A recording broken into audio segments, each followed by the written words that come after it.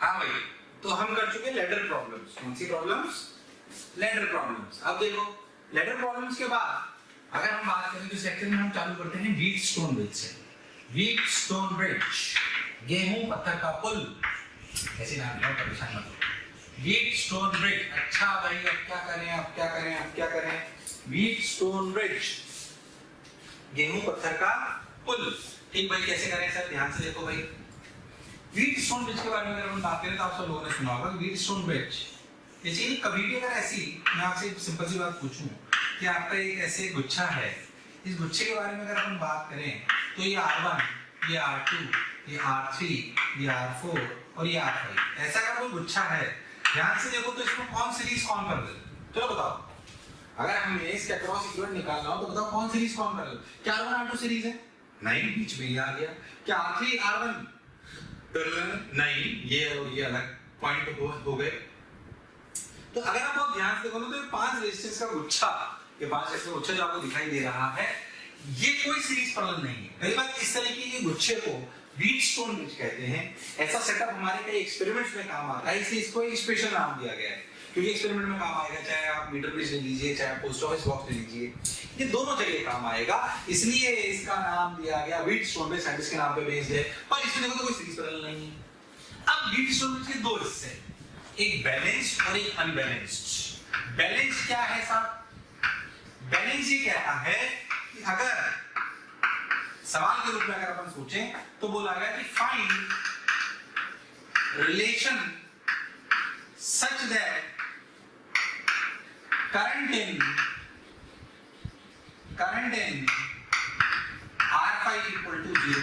Balance Wheatstone bridge तब माना गया है जब R5 में करंट क्या हो? 0। कोई जरूरी है 0 हो ही सही, अगर 0 हो तो वो कहलाएगा बैलेंस व्हीटस्टोन ब्रिज, जो हमारे कई एक्सपेरिमेंट्स में काम में आएगा और हमारे को आगे कई सारी चीजें उनसे निकालने को मिलेगी, अननोन रेजिस्टेंसेस, ये रेजिस्टेंसेस। तो मैंने बोला Wheatstone bridge balance, find relation such that current in R5 0। Current in R5 0 होने का क्या मतलब है कि यहां का पोटेंशियल अगर 0 है, ये 0 है, ये V वोल्ट है, ये V वोल्ट है, अगर ये X वोल्ट है तो ये भी X वोल्ट है। क्यों? क्योंकि इसके अक्रॉस कोई करंट नहीं है, कोई करंट नहीं है, तो ग्रेटर ड्रॉप 0 है। ऐसा इसलिए आप कर पाए। अब सोचो अगर आप ऐसा कर पाए, देखो ध्यान से, यहां से करंट आया I1, यहां कोई करंट नहीं जा रहा, तो क्या यहां भी गया I1, यहां मान लो गया I2, तो क्या यहां से भी निकला I2, क्योंकि यहां कोई करंट जाना संभव नहीं है। अब आप सोच के देखो तो क्या V - X इक्वल टू लिखा जा सकता है I1 R1, ऐसे ही क्या V - X लिखा जा सकता है I2 R3? बोलो लिख सकते हैं क्या? हाँ, ऐसे ही x - 0 क्या लिख सकते हैं I1 R2, क्या x - 0 लिख सकते हैं I2 R4? हाँ सर बिल्कुल लिख सकते हैं। अगर आप दोनों को डिवाइड कर दो तो I1 I2 कट जाएगा, I1 I2 अगर कट जाएगा तो बचेगा R1 by R2 equal to R3 by R4। क्या R1 into R4 equal to क्या R2 into R3? बोलो क्लियर है क्या? हाँ भाई, अरे वाह। यानी कि अगर ये रिलेशन होल्ड करता है तो R5 में कोई करंट नहीं जाता। दिस इंटू दिस बराबर this into this, this into this बराबर दिस इंटू दिस। अगर ऐसा है तो R5 में कोई करंट जाना संभव नहीं है। क्या मेरी बात एकदम क्लियर है? तो ये रिलेशन, अब सोचो, पहली बात ये अपने बात समझ आनी चाहिए, क्या व्हीटस्टोन ब्रिज सिर्फ ऐसा ही दिखता है या कई और तरीके से दिख सकता है? सोचो, क्या अपन इसको ऐसे भी दिखा सकते हैं? बहुत ध्यान से देखो, डिफरेंट फॉर्म्स ऑफ, अगर अपन देखें, चलो पहले उतार लो, फिर मैं आपको different forms of Wheatstone bridge दिखाता हूं। चलो भाई उतार लो, वीडियो पॉज करके आ जाओ। आओ भाई, आओ भाई, आओ भाई, आओ भाई, आओ भाई, आओ। अब देखो ध्यान से, अगर आप बहुत ध्यान से देखो तो different forms of Wheatstone bridge. ये चलो मैं एक सवाल के थ्रू आपसे पूछता हूँ, एक सिंपल सा सवाल लेता हूँ।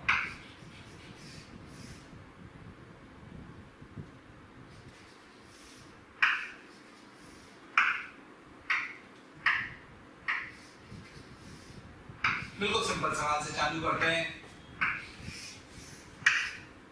मान लो 8 हो ये 3 ओम, ये 4 ओम, ये 6 ओम, ये 5 ओम,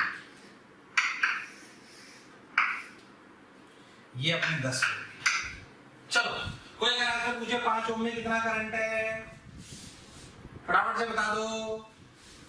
क्या 5 ओम में कितना करंट है बता सकते हैं सब लोग? समय में आधा सोच लिया, पक्का गारंटी? अब मैं बता दूंगा आपको, आज सोच लिया? कई लोग बेवकूफ बन गए। 8 3 24, 6 4 24, बैलेंस ड्यूटी स्टोन भी दे गया, करंट इसमें कितना जाएगा? 0। बन गए बेवकूफ। ये वीडी स्टोन कहाँ है भाई साहब? वीडी स्टोन तो तब होता है जब यहाँ जोड़ते हैं। ये थोड़ी वीडी स्टोन में है, ये तो तीनों पैरेलल हो गए, ये दोनों सीरीज, ये दोनों सीरीज और ये तीनों पैरेलल। सोचो यहाँ 0 वोल्ट, यहाँ 0 वोल्ट, यहाँ 10 वोल्ट, यहाँ 10 वोल्ट, तो करंट आएगा यहाँ पे 2 एम्पीयर। ये वीडी स्टोन रहेगी, देखो बन गया। ऐसे नहीं बनना भैया बेवकूफ। अगर बने हो तो देख लेना, बेवकूफ बनाया बड़ा मजा आया। ऐसे चमत्कारी नहीं बनना है। जीवन में बहुत सारे लोग मिलेंगे बेवकूफ बनाने के लिए। संयम रखिए, मेहनत करते रहिए, डरिए मत। बहुत सारे बच्चे डर रहे होंगे, सर कोविड-19 है, क्या होगा, कैसे होगा? बहुत अच्छा करेगा ईश्वर। कब 10 बार अपने बच्चों को बोलता हूँ, प्यारे बच्चों, नेगेटिव लोगों से बहुत दूर रहना है, नेगेटिव लोगों से बात नहीं करनी। इस दौरान जब भी आपको घर पे टाइम मिले, पॉजिटिव वाइब से बात करिए, पॉजिटिव वीडियोस देखिए। ऐसे ही क्राइम पेट्रोल दिख रहे हैं, सब अपने को क्रिमिनल ही नजर आ रहे हैं, है कि नहीं? मैं बार-बार अपने बच्चों से एक्सपीरियंस शेयर करता हूँ। मैं इसलिए आपको बताता हूं, जैसे मैं आपको अपना एक्सपीरियंस बताता हूँ कि 2-3-4 साल पहले वो क्राइम पेट्रोल आता है, वो मैं देखने लग गया था। ऐसे खाना खाते-खाते क्राइम पेट्रोल देखने लग गया, तो इंटरेस्ट आ गया, देखने भी लग गया रोज। तो क्या है कि जब मैं उनको रोज देखने लग गया, तो मुझे ना दुनिया में, क्योंकि वो उसमें कभी कोई आपका सर्वेंट कातिल है, कभी ये है, कभी वो है, अच्छा उसमें पुलिस सारे केस सॉल्व कर लेती है, और उसमें जो मुलजिम में पकड़ा भी जाता है, पर मुलजिम आसपास के लोग ही होते हैं, तो आपके नेगेटिव होने लगते हैं, आपको सब क्रिमिनल नजर आने लगते हैं। मेरे को भी ऐसा महसूस होने लगा। फिर मैं सोचा मेरे साथ ऐसा क्यों हो रहा है, तो मैंने ध्यान दिया कि मैं नेगेटिव इसलिए हो रहा हूँ, लोगों को मुझे क्रिमिनल इसलिए नजर आ रहा है क्योंकि मैं इस तरह का कंटेंट एब्जॉर्ब कर रहा हूँ। आज की तारीख में, आज से 10-20 साल पहले बेटा, आपके लिए कंटेंट मिलता ही नहीं था। टीवी आती थी 20 साल पहले, पर जो अपनी रीडी बन पाया अपन ने देख लिया। आज की तारीख में समस्या कंटेंट नहीं है, इतना कंटेंट है वीडियोस के रूप में भी दुनिया में। पढ़ाई की बात की, दूसरा सभी प्रकार आप गूगल पे सर्च मारो, वो कंटेंट ही कंटेंट है। जैसे इंटरनेट पे जाओ, क्या हम सारा देख सकते हैं? नहीं। क्या हम कुछ भी देखें? नहीं। क्या कोई हमें और दिखा रहा है? जैसे फेसबुक पे आपके आए जा रहा है, आप जो दिखाना चाह रहे हैं अपन देख रहे हैं। हम ऐसी कोई चीज नहीं देखें, हम जो चाहते हैं हम वो देखें, हम पॉजिटिव आदमी से बात करेंगे। तो मैं बार-बार बच्चों को एक बात बोलता हूं कि हमें मैक्सिमम 95% लोगों को, प्यारे बच्चों, ये पता होता है कि क्या खाने से हमारा पेट खराब होता है, पर 95% लोगों को ये पता नहीं होता कि क्या सुनने से, देखने से हमारा मन खराब होता है। जब मन खराब होगा तो क्या मस्तिष्क भी खराब होगा, और सारा खेल तो मस्तिष्क का ही है। जब हमारी मनस्थिति खराब हो गई तो फिर हमें कौन आगे ले जा पाएगा?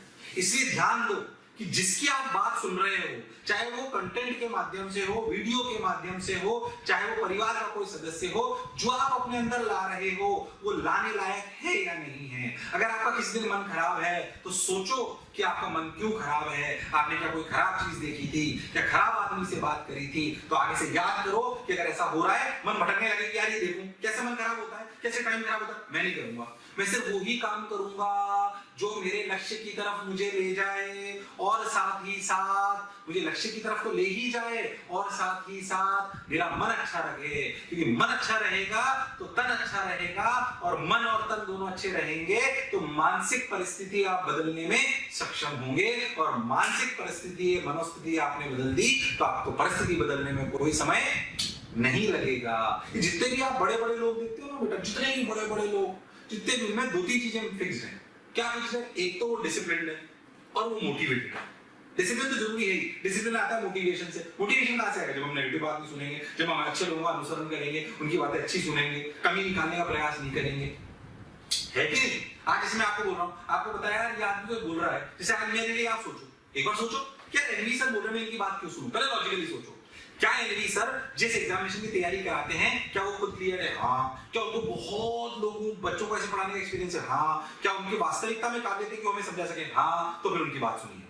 क्या मेरा कोई लालच है कि मैं आपका खराब करूं? नहीं। क्या मेरे पास बहुत सारा लालच है कि मैं आपको अच्छी सलाह दूं? हाँ, क्योंकि आपको अच्छी सलाह दूंगा तो आप जीवन में कुछ बनोगे, जीवन में कुछ बनोगे तो हमारा ही नाम करोगे। आज जितना भी नाम हमारा है, जिसकी वजह से हमें लोग देख रहे हैं, इतना प्यार और स्नेह देते हैं, वो पुराना जो 15 साल से पढ़ाते आ रहे हैं, बच्चों को पढ़ा रहे हैं, कोई गूगल में बैठा है, कोई याहू में बैठा है, कोई नासा के साइंटिस्ट बन गया है, कोई कहाँ है, इतनी अच्छी चीजें लोग चले गए, कोई कहाँ पे डॉक्टर है। आज परसों एक बच्चे का फोन आया कि सर आपने मुझे, जब मैं कॉलेज में था तब उसे पढ़ाया था, वो एम्स में डॉक्टर है। हमें भी बहुत प्राउड फील होता है। तो हम चाहते हैं कि हमारे को जो आज सुन रहे हैं वो अच्छी जगह पहुंचे, तो हम क्यों खराब आपको राय देंगे? तो ऐसे लोगों की अपने को बात सुननी चाहिए। मैं नहीं कह रहा सिर्फ मेरी, बहुत लोग हैं बेटा दुनिया में अच्छे। हम भी डिमोटिवेटेड तो अच्छे लोगों की वीडियो सुनते हैं, चाहे वो बिल गेट्स हो, चाहे वो रतन टाटा हो, अच्छे लोगों को सुनो, उनके विचार सुनो, आप बहुत बढ़िया लगेगा आपको। अच्छे संत महात्माओं को सुनो, बहुत बढ़िया। जिस भी रिलीजन को आप मानते हो उनमें भी कोई ऐसे लोग होंगे जो अच्छा बोलते होंगे, सुंदर बोलते होंगे, वास्तविकता में आपको अच्छा लगेगा। जो मैंने आपको बात बोली कि भाई बहुत सारे लोगों को पता होता है कि आप क्या खाने से अपना पेट खराब होता है, पर बहुत कम लोगों को पता होता है कि क्या देखने और सुनने से हमारा मन खराब होता है। बहुत बढ़िया संत हैं, जैन मुनि है, उन्होंने बोली, ये सुंदर बात मुझे बहुत अच्छी लगी। इसी इन बातों पे अपन बहुत मनन करें, चिंतन करें, चिंता नहीं करें, चिंतन करें। चिंतन करना सीख जाओगे, चिंतन करिए, मनन करिए कि अच्छा ऐसा करूंगा तो क्या होगा, ऐसा करूंगा तो क्या होगा, तो आपका जीवन सफल होता जाएगा। अपनी विल पावर स्ट्रांग होगी तो अपन अपने आप स्ट्रांग होते जाएंगे। खराब चीज की तरफ जाएंगे ही नहीं जाएंगे, आगे ही नहीं बढ़ेंगे तो खराब बनेंगे क्यों? मैं नहीं कह रहा हूं कि सबके लिए बहुत आसान है, पर अगर हम ऐसा सोचना चालू कर देंगे तो हमारे लिए बहुत आसान हो जाएगा। खैर, मैं वापस अपने ट्रैक पे आता हूँ। क्या इस सवाल में तुम बेवकूफ तो नहीं बन गए थे? अगर बन गए तो ध्यान दो और देखो। क्या आपने व्हीट स्टोन ब्रिज की डिफरेंट टाइप्स में आपको बताता हूँ, different forms of wheat stone bridge. देखो, क्या व्हीट स्टोन ब्रिज ऐसे भी दिख सकता है? हाँ, वही तो बात है। हाँ, ये भी व्हीट स्टोन ब्रिज की एक डिफरेंट फॉर्म है। देखो, क्या व्हीट स्टोन ब्रिज ऐसे भी दिख सकता है? देखो, सोचो, क्या व्हीट स्टोन ब्रिज अपने मन से सोचो, देखो ध्यान से, क्या व्हीट स्टोन ब्रिज है? देखो, इसको ऐसे करो तो व्हीट स्टोन ब्रिज नजर आएगा तुम्हें। देखो ध्यान से, है कि नहीं व्हीट स्टोन ब्रिज? है ना? और देखो, और दिखाता हूं मैं तुमको, देखो ऐसे,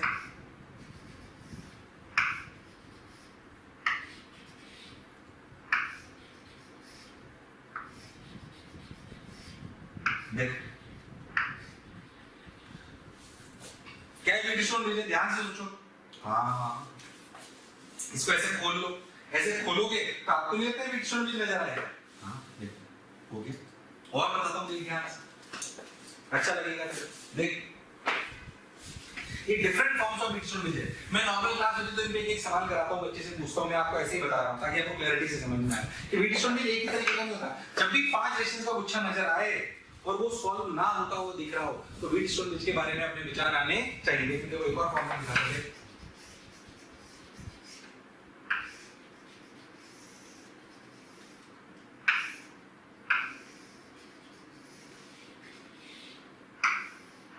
देखो ध्यान से, अगर तुम बहुत ध्यान से देखो तो मैंने आपको एक ऐसा सिंपल सा सवाल दिया, देखो अच्छे से। अगर तुम बहुत क्लैरिटी से देखो तो देखो, ये और ये कैसे, ये और ये कैसे, अगर इन सबको आर ले लें,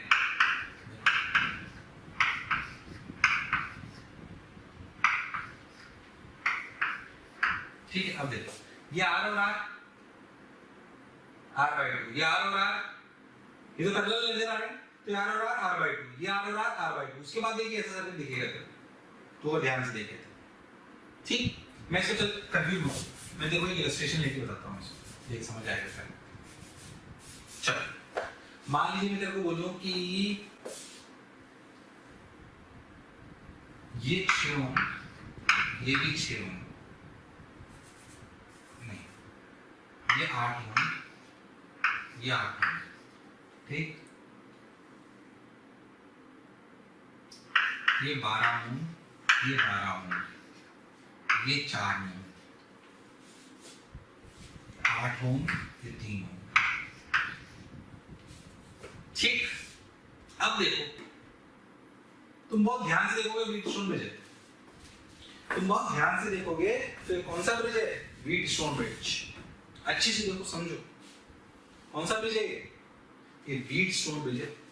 बहुत ध्यान से देखो, प्रैक्टिस समझ में आ जाएगा बिल्कुल बिना किसी दिक्कत।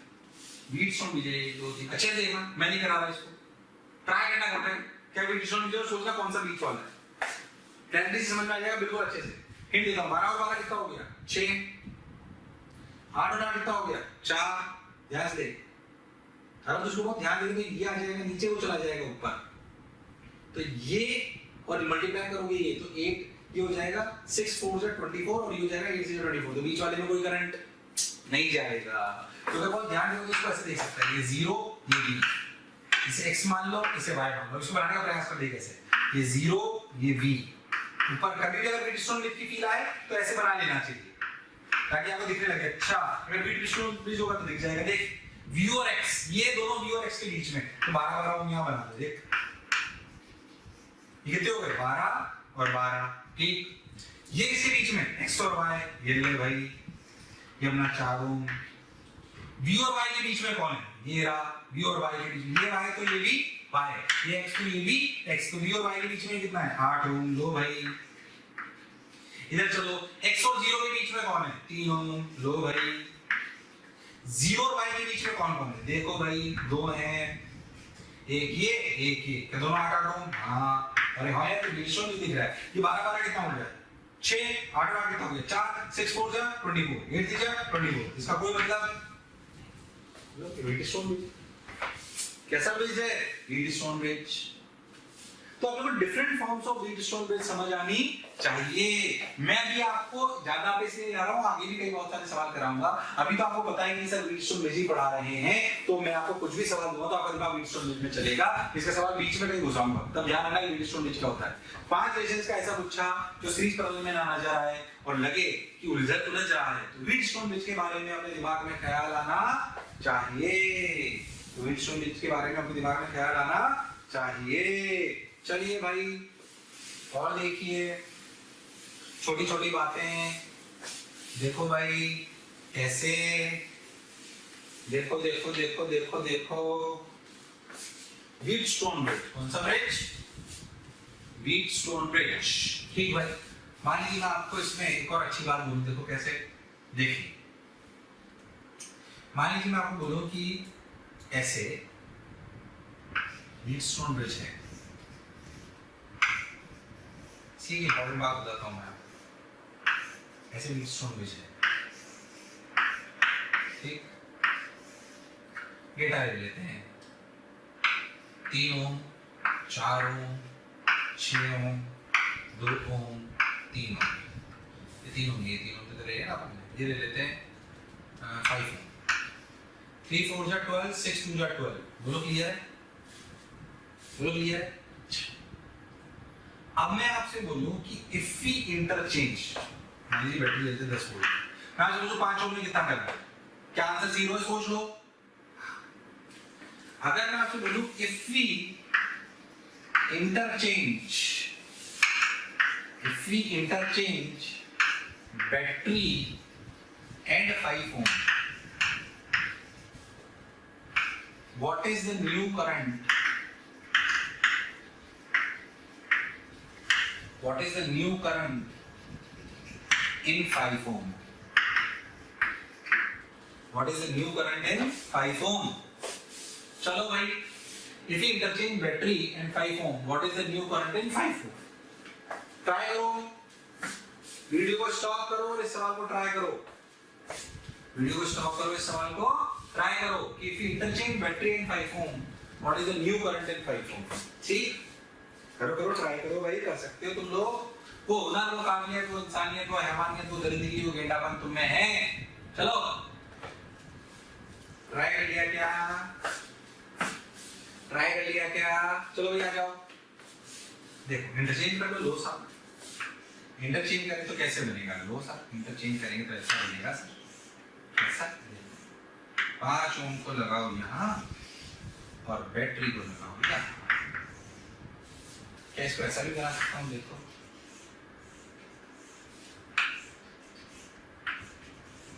इस 5 ओम को यहाँ ले आता हूँ, ये अपना 3 था, ये अपना 2 था, ये अपना 6 था, ये अपना 4 था, इसको इधर बना लेता हूँ,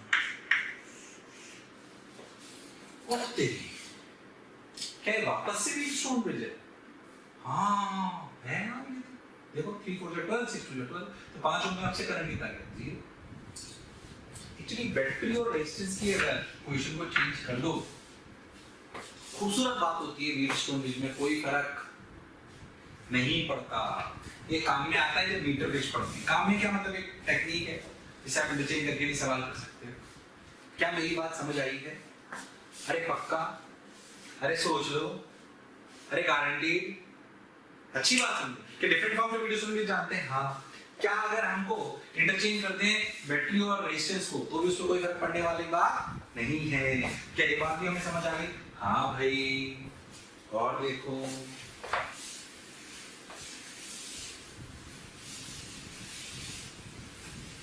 देखिए इधर देख। अच्छा भाई, अब क्या करें, अब क्या करें, अब क्या करें, अब क्या करें, अब क्या करें? इधर देखो, अब अपन पढ़ते हैं अनबैलेंस्ड व्हीटस्टोन ब्रिज। ये आपने अगर नहीं सुना हो तो सुने, इससे काम की बात है। Unbalanced Wheatstone bridge, unbalanced Wheatstone bridge का क्या मतलब है? अनबैलेंस्ड व्हीटस्टोन ब्रिज का मतलब है कि आप अनबैलेंस्ड व्हीटस्टोन ब्रिज का मतलब है कि जिसमें गुच्छा दिखे तो वैसा ही, और वो बैलेंस्ड ना हो। जैसे आपको डेटा लेके बताता हूं, ध्यान से देखिए। प्यारे बच्चों, बहुत बहुत शुक्रिया दिल से आप सभी लोगों का, जो आप लोगों का इतना प्यार मिला, आप लोगों के इतने व्यूज़, इतने सारे लाइक्स, इतने सारे कमेंट्स मिले। मैं ये आपको बताना चाहता हूँ कि जो डिस्क्रिप्शन में लिंक दिया है, प्लीज़ वहाँ जा कर के अपना एनरोलमेंट ज़रूर सुनिश्चित करें। और प्यारे बच्चों, इसके अलावा यदि आप डाउट्स का बेनिफिट उठाना चाहते हैं, आप स्टडी मटेरियल का बेनिफिट उठाना चाहते हैं, तो मोशन के प्रीमियम कोर्स को ज्वाइन करें। ये कहीं ना कहीं आपके लिए बहुत बेनिफिशियल होने वाला है।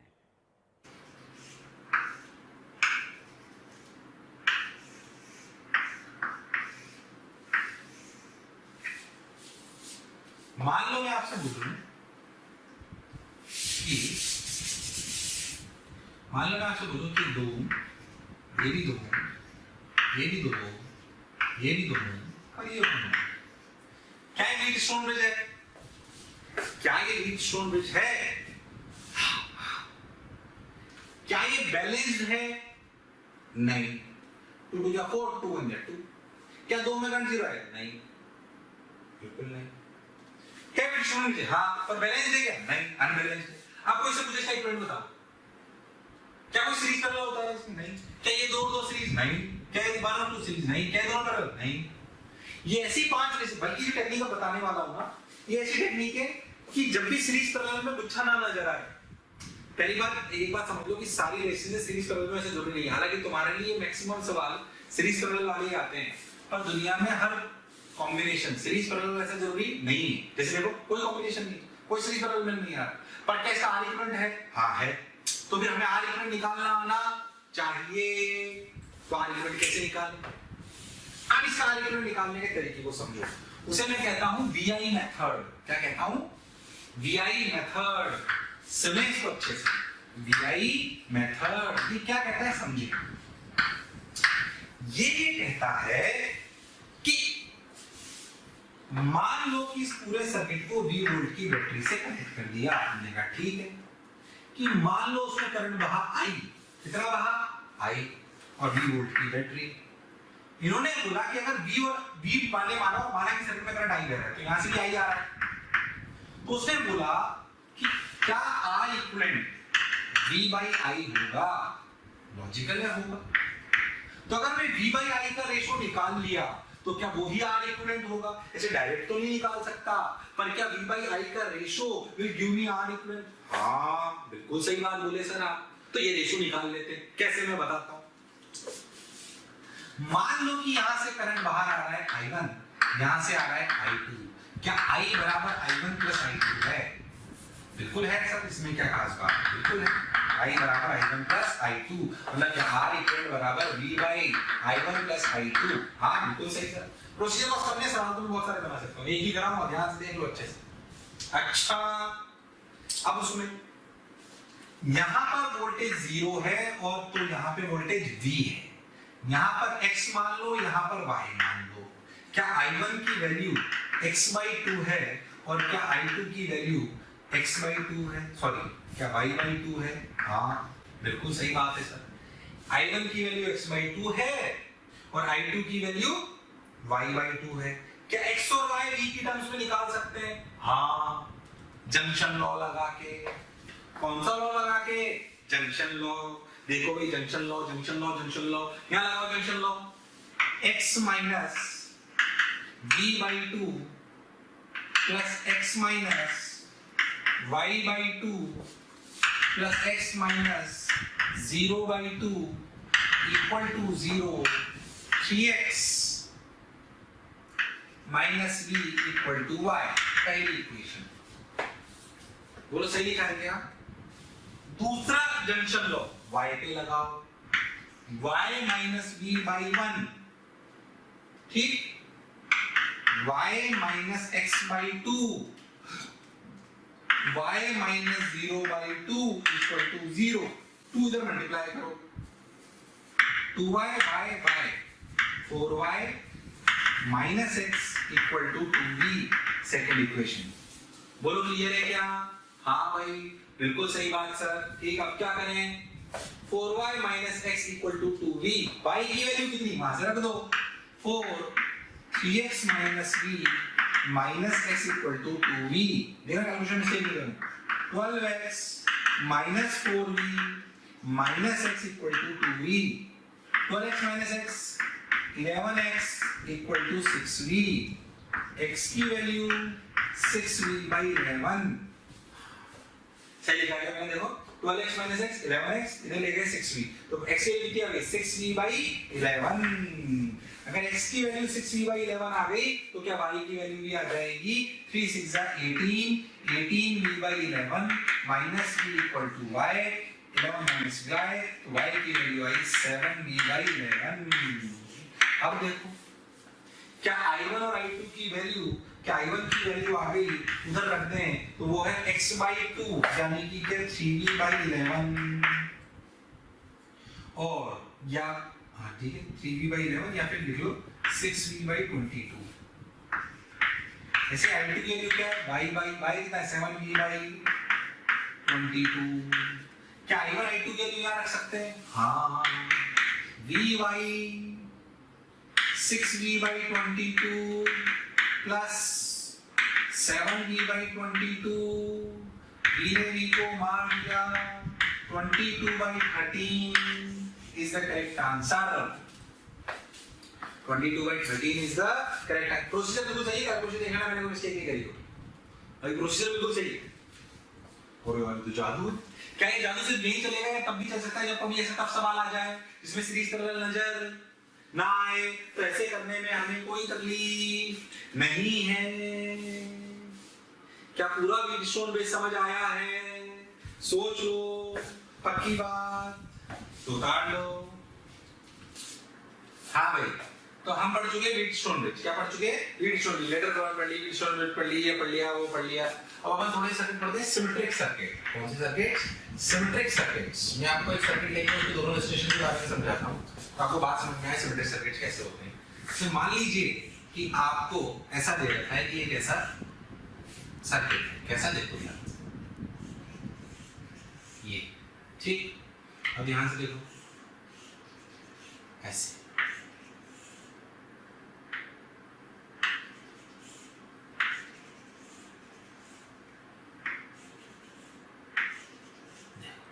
अब अगर इस सर्किट में आपसे इसके अक्रॉस सब रेजिस्टेंसेस आर ऐसी मान लो, बोलो क्लियर? अगर सारी रेजिस्टेंसेस ऐसी हैं आर, देखो आर, अब आप मुझे इसका इक्विवेलेंट बताओ। अब कंफ्यूजन ये है कि ये आर सीरीज हो गया, यहां फंस गए, तो डायरेक्ट सॉल्व तो नजर नहीं आ रहा। पर इसकी एक खूबसूरत बात समझ में आ रही है कि सर्किट सारा सिमेट्रिक है। मैं आपको इसमें दो तरह की सिमेट्री दिखा दूं। इस सर्किट में मैंने दो तरह की सिमेट्री दी, देखो ध्यान से। अगर आप बहुत ध्यान से देखो, आप ऐसे लाइन ड्रॉ करो तो इसके इधर और इधर, इसके क्रॉस इक्वल निकालना है, तो इसके इधर और इधर क्या सर्किट बिल्कुल सिमेट्रिक नजर आ रहा है? इसे कहते हैं मिरर सिमेट्री। क्या कहते हैं? Mirror symmetry. बोलो क्लियर है कि अगर अपन इसे परपेंडिकुलर ऐसे कर ले और इधर-उधर बिल्कुल सेम नजर आ रहा है, इसे बोलते हैं मिरर सिमेट्री। और अगर जिसके क्रॉस निकालना है उसके क्रॉस भी ऊपर नीचे सेम नजर आ रहा है, जैसे कि इसमें नजर आ रहा है। ऐसा हर सवाल में ऐसा जरूरी नहीं है, हो सकता है कोई सवाल हो जिसमें सिर्फ मिरर हो सकता है कोई सवाल हो जिसमें सिर्फ ये दूसरी वाली सिमेट्री हो जिसे हम कहते हैं फोल्डिंग सिमेट्री। क्या कहते हैं? Folding symmetry. तो हो सकता है कि इसमें दोनों ना हो, मतलब दोनों में से कोई एक हो, दोनों ना हो, ऐसा हो सकता है। अब क्या करें, देखो ध्यान से, अगर दोनों ना हो तो क्या, अगर दोनों हो तो क्या करें, ये सवाल इसके सामने आपको दे रखा है। अच्छा भाई, बहुत बढ़िया, बहुत सुंदर। अब क्या करें, देखो भाई, तो mirror symmetry, folding symmetry. Mirror symmetry से क्या फायदा होता है वो मैं आपको पहले समझाता हूं।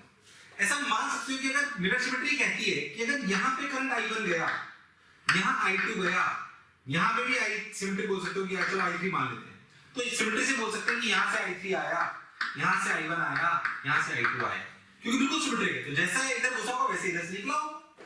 इससे फायदा क्या हुआ, ध्यान से सोच। ऐसा करते ही ये समझ में आ गया कि यहां से I1 आया, यहां I1 गया, तो क्या सिमेट्री की वजह से क्या बोल सकते हैं कि इसमें कोई करंट नहीं गया, और कोई करंट नहीं गया तो जंक्शन के होने का कोई मतलब नहीं है। अब सोच, क्या ऐसा करते ही सवाल सॉल्व हो गया? तो सवाल सॉल्व हो गया। क्या मेरी बात एकदम क्लियर? हाँ, क्या सवाल सॉल्व हो गया मिरर सिमेट्री से? फोल्डिंग की तो जरूरत ही नहीं पड़ी, पर फोल्डिंग से भी हम क्या कर सकते थे मैं तुम्हें बताऊंगा अभी। पहले क्या सवाल सॉल्व हो गया सिर्फ मिरर से? सोच के देखो क्या करा हमने कि भाई इधर से जो करंट आया, इधर से जो करंट आया, इधर से जो करंट आया, सिमेट्री से बोल सकते हैं कि फिर से देखो अपने क्या करा, क्या ये सर्किट ऐसा था? हाँ सर ऐसा था। क्या हम बोल सकते हैं यहाँ I1 आया तो यहाँ से I1 ही निकला होगा, क्यों? क्योंकि सिमेट्री है बिल्कुल। अगर इधर से जैसा घुसा हुआ वैसे निकला होगा, तो अगर इधर I1 आया, इधर I1 गया, तो फिर इस जंक्शन के होने नहीं होने का कोई फर्क नहीं पड़ता। नहीं पड़ता तो इसको ऐसे बनाया जा सकता है। अगर ऐसे बनाया जा सकता है तो सवाल सॉल्व हो गया। R R R R R R two R R R two R two R two R R R R R, फिर ये इधर देखो आर आर आर 3R, ऐसे नीचे भी कितना हो गया 3R और 2R क्या हो गए? पैरेलल। क्या हो गए? पैरेलल। उसे सॉल्व करना बड़ी बात नहीं है। अच्छा, क्या मिरर सिमेट्री से सवाल सॉल्व हो गया? हाँ हो गया। एक और तरीके से सोच सकते थे, फोल्डिंग से। फोल्डिंग क्या करता है मैं आपको बताता हूं। अगर ऊपर और नीचे बिल्कुल सिमेट्रिक है तो सोचो क्या फर्क, कैसे बोल सकते हो? यहां अगर जीरो पोटेंशियल और यहां भी पोटेंशियल है, लॉजिकली सोचो, तो अगर यहां x होगा पोटेंशियल, तो सोचो यहां भी x होगा सिमेट्री से। सोचो यहां y है तो यहां भी y है। सोचो यहां z है तो यहां भी z है। हां सर, बात तो आप लॉजिकल बोल रहे हो। ऐसे ऐसे बोल पा रहे हैं क्योंकि बिल्कुल इधर और इधर बिल्कुल सेम है। तो अगर बैटरी इसके क्रॉस लगाइए तो जैसा पोटेंशियल यहां वैसा यहां, जैसा यहां वैसा यहां, जैसा यहां वैसा यहां। हां, अब तो इससे फायदा क्या हुआ? सोच, क्या ये इसके क्रॉस पोटेंशियल जो है वो इसके क्रॉस है, जो इसके क्रॉस है वो इसके क्रॉस है, जो इसके क्रॉस वो इसके क्रॉस, जो इसके क्रॉस वो इसके क्रॉस, जो इसके क्रॉस वो जो इसके क्रॉस वो इसके क्रॉस, जो इसके क्रॉस वो इसके क्रॉस। हां, तो क्या ये इसके पैरेलल हो गया, ये इसके पैरेलल हो गया, ये इसके पैरेलल हो गया, ये इसके पैरेलल हो गया, ये इसके पैरेलल हो गया, ये इसके पैरेलल हो गया। तो क्यों ना हम इस सर्किट को पूरा पूरा ऐसे पलट दें? तो क्या फोल्डिंग सिमेट्री से आप इस सर्किट को ऐसा बना सकते हो? सोच के देखो। देखो ऐसा,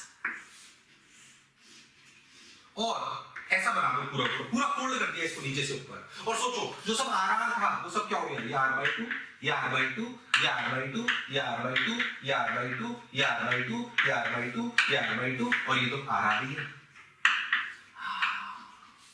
क्या फोल्डिंग सिमेट्री लगाने से क्या छोटा हो गया? अब क्या मिरर सिमेट्री लगाकर इस जंक्शन को उड़ा सकते हैं? हाँ, तो क्या फिर से सवाल सॉल्व हो गया?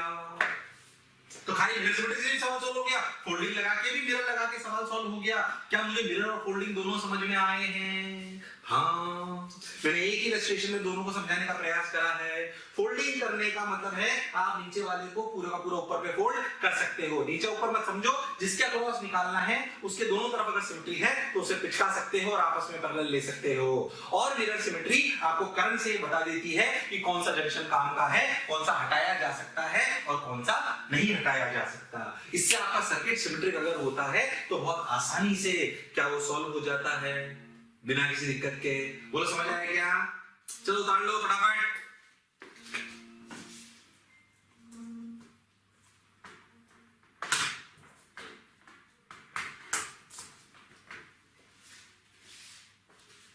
अब सुनो, ये हो गया क्या?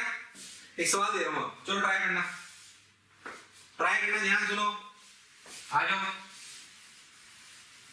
2-3 अच्छे सवाल कराता हूं, देखो ध्यान से, देखो कैसे अच्छे समझो, देखो ध्यान से। वैसे तो नॉर्मल क्लास में तो मैं 8 10 इलस्ट्रेशन कराता हूँ, तुम्हारे में 2 3 कराता हूँ, समझना अच्छे से।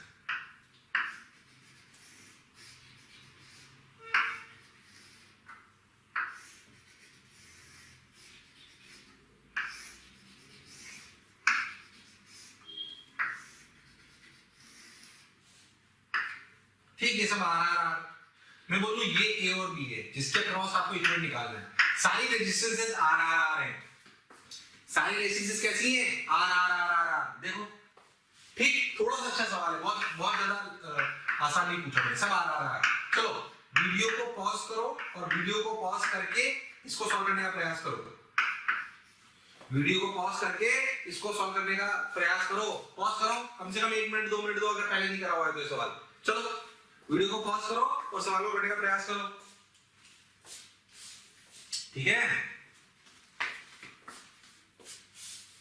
चलो सुनो, ध्यान से देखो। तो अगर मैं ऐसे लूं तो क्या ये इधर और इधर बिल्कुल सिमेट्रिक है? हाँ। बोले कौन सी सिमेट्री? कौन सी सिमेट्री? बोलो कौन सी सिमेट्री है? कौन सी? फोल्डिंग।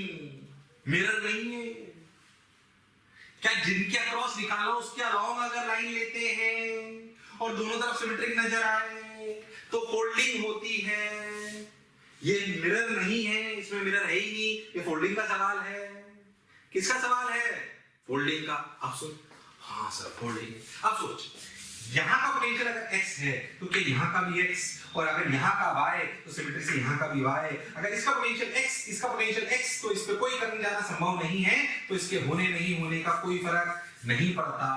ये y तो इसके होने का भी कोई फर्क नहीं पड़ता। सवाल सॉल्व, सवाल solve. R series, R series, 3R और R parallel. So 1/R equivalent will be 1/3R plus 1/3R plus 1/R, 1/3R plus 1/3R plus 1/R। लो आ गया, आ जाए तो ये आर्गुमेंट आ जाएगा। अब क्या करें? बस क्लियर है, पक्का हो गया सब। एक और देखो फटाफट, आओ अच्छा कराता हूं। देखो बहुत आसान वाले नहीं करा हूं, देखो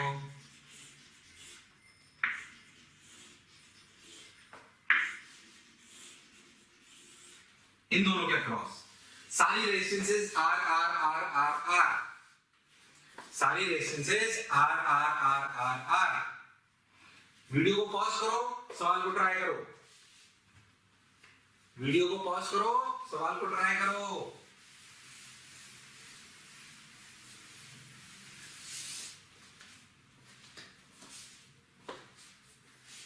वीडियो को पॉज करो, सवाल को ट्राई करो। राम लालो कर सकते हो तुम लोग।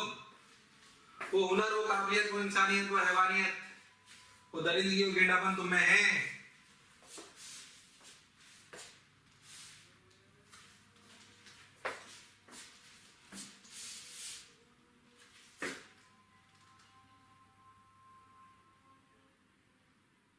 चलो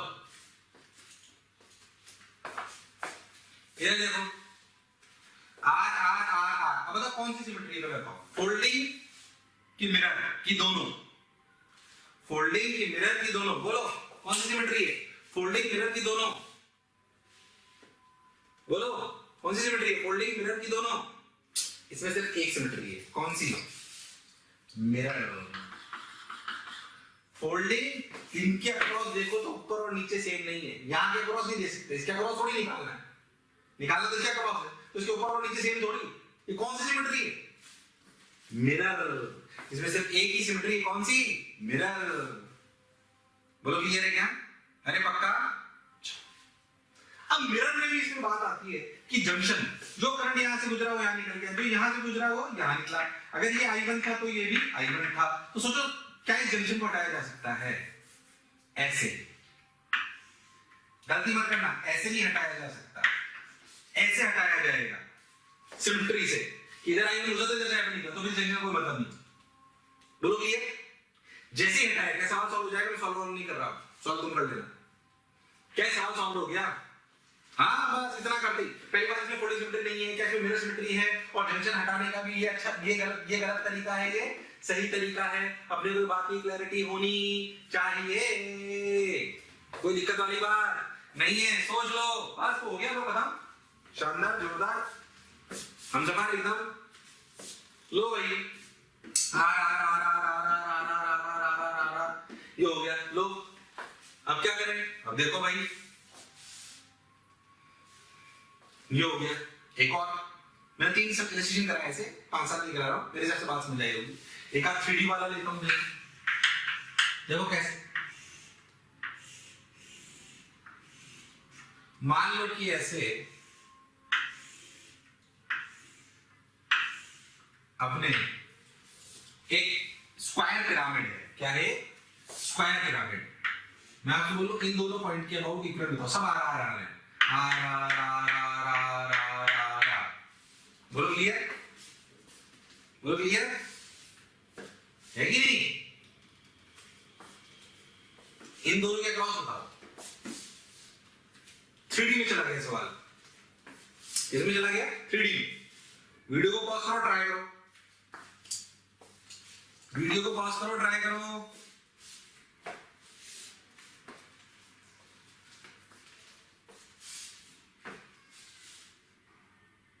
ट्राई कर लिया? अरे पक्का? अब सुन, इसका टॉप व्यू देख, ऊपर से देख इसको, बिल्कुल ऊपर से। अगर तुम लोग ऊपर से देखेगा ना तो ये स्क्वायर देखिएगा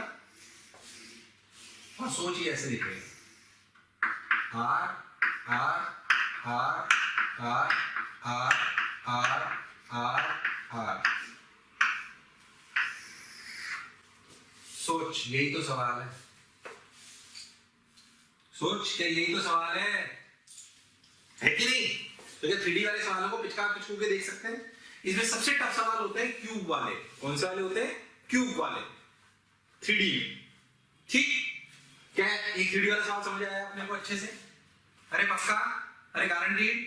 चलो और देखो, सुनो इधर से, सुनो अच्छे से, देखो इसमें 3D में सबसे टफ सवाल होते हैं क्यूब वाले। क्यूब वालों का रेगुलर क्लास में हम पूरा प्रूफ कराते हैं, करीब 40 मिनट उसी में चले जाते हैं। क्यूब वाले सवाल क्या होते हैं मैं आपको बताता हूँ, तो रटिंग टेक्निक बताता हूँ, परेशान मत होना।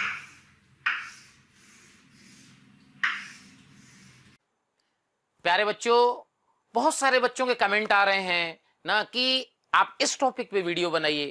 तो मैं बच्चों आपको बताना चाहता हूं कि ऐसा हो सकता है कि वो वीडियो ऑलरेडी चैनल में पड़ा हो। उसके लिए आपको करना क्या है कि मोशन के चैनल को सब्सक्राइब करना है और बेल आइकन को हिट करना है, जिससे आपके कोई भी नोटिफिकेशन मिस ना हो। हम कोशिश करेंगे कि आपकी जो डिमांड है मोशन परिवार पूरी करे। मान लो एक क्यूब है, सारी resistance R R R R R R R R R R 1 2 3 4 5 6 7 8। ठीक, सारी resistance R R R R R. तो एक क्यूब अगर आपका दिखाई दे तो क्यूब में आपको बेसिकली समझ में आएगा कि कुल मिला के कितनी 1 2 3 4 5 6 7 8 9 10 11 12 कितनी रेसिस्टेंस हुई? 12। इन 12 रेसिस्टेंस का गुच्छा है। और इस क्यूब में अगर आप ध्यान से देखो तो कोई भी 2 पॉइंट जो पकड़ोगे आप, किसी भी 2 पॉइंट के बीच में रेसिस्टेंस निकाल सकते हैं। वो 2 पॉइंट क्या क्या हो सकते हैं? जैसे 4 और 3 लो तो एज है, 3 2 लो तो एज है, 2 से 1 लो तो एज है। तो या तो एज हो गई, ठीक, या फिर फेस डायगोनल पॉइंट हो गया 1 और 7, 6 और 4, 5 और 7, 8 और 6, कुछ भी, तो फेस डायगोनल हो गया। ठीक, और दूसरा कौन सा है? तीसरा कौन सा है? Body diagonal. क्या इन तीनों के अक्रॉस ही अपनी रेजिस्टेंस आ सकती है? और कोई तरीका ही नहीं। 2 पॉइंट या तो एज होगी, या फेस डायगोनल होगा, या बॉडी डायगोनल होगा। इन तीनों को निकालने के लिए चलो टाइम लगता है, 40 मिनट पूरा समझाते हैं, अभी ढंग से समझ लो। इनके किसी के भी अक्रॉस अगर निकालना हो तो अगर सब रेजिस्टेंस आ रहा हो तो कैसे करते हैं और उसका क्या शॉर्टकट है समझे। ऐसे समझो, electric, E stands for electric, shortcut बता रहा हूं, electric formula for box, electric formula for box, तो B stands for B, E मतलब H के लॉन्ग, F मतलब फेज डायगोनल के लॉन्ग, D मतलब बॉडी डायगोनल के लॉन्ग। रटोगे कैसे? Electric formula for box, electric formula for box. हाँ भाई, अब ऐसे लिखो, देखो R R R, जाहिर सी बात है इक्विवेलेंट होगा तो R तो आएंगे। अब ध्यान सुनना, ट्रिक याद हो जाएगी। एग्जाम में आया डायरेक्ट लिखना, प्रूफ मैं नहीं बता रहा हूं, क्रैश कोर्स चल रहा है। देखो ध्यान से, गिनती देखो 1 से लेकर 7 तक, 1 2 3 4 5 6 7।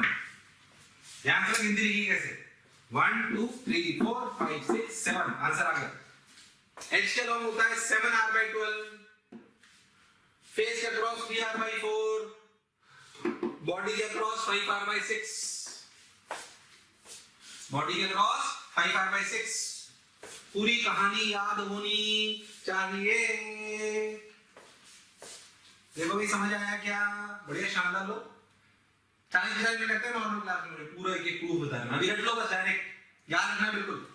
केमिस्ट्री में मैंने बताया, बस इसका उल्टा हो जाता है, 12/7, 4/3, 6/5। जैसी सर्किट थ्योरी यहाँ पढ़ाई है कैपेसिटर में बिल्कुल रिपीट टेलीकास्ट होती है। जैसी सर्किट थ्योरी कैपेसिटर की सर्किट थ्योरी होगी मैक्सिमम टाइम। क्या बात क्लियर है एकदम? लो भाई, सिमेट्रिक सर्किट हो गए, 3D वाले भी हो गए, नॉर्मल वाले भी हो गए, इसमें हमें कोई टेंशन नहीं। लो भाई, और देखो और क्या क्या सुने ध्यान से, इधर देखो ध्यान से।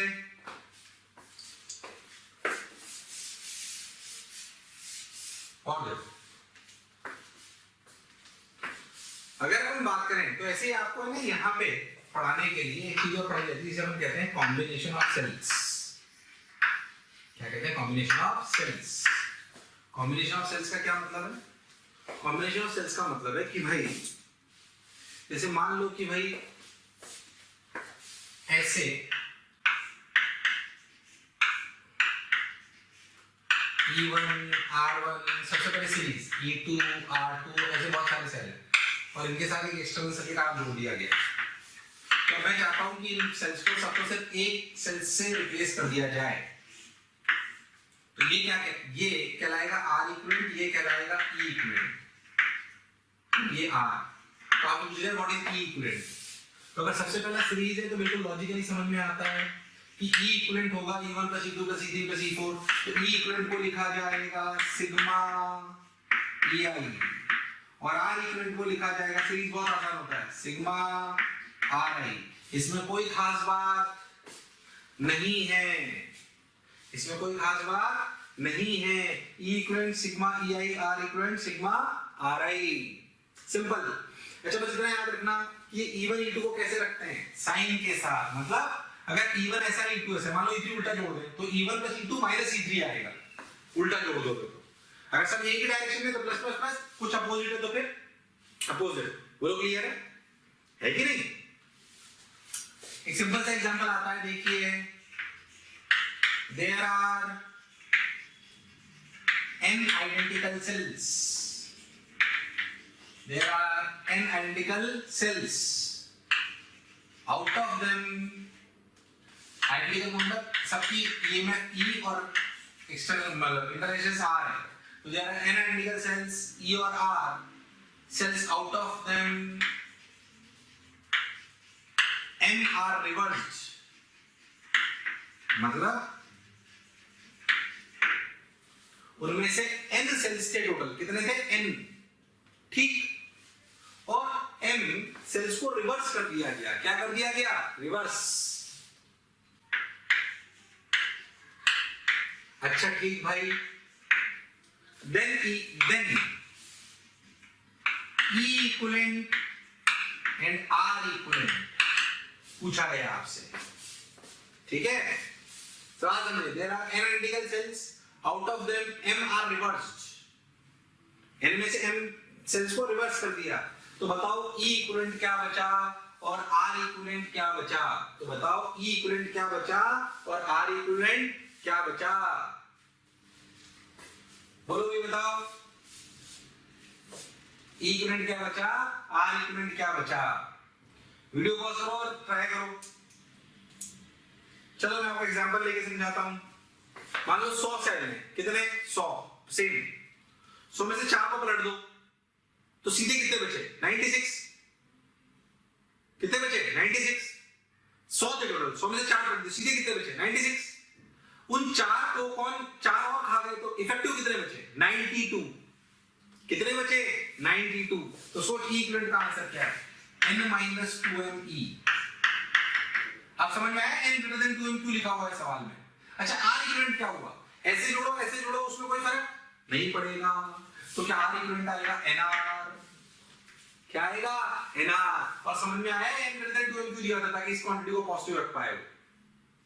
क्या सवाल समझ आया क्या, उतारो अच्छे से, उतार लिया क्या, अरे उतार लिया क्या।